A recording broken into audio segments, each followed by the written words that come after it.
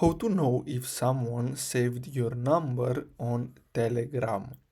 So, what you're gonna have to do is simply open the Telegram app on your mobile device, and then what you're gonna have to do is simply tap on the three horizontal lines and then simply go to your settings.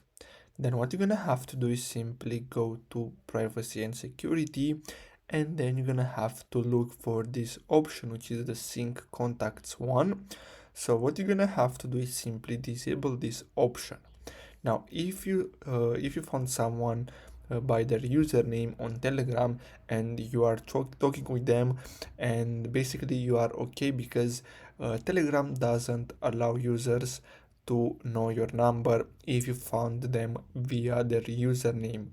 So basically that's all you have to do. I really hope you found this video helpful. Don't forget to like and subscribe. Thanks for watching.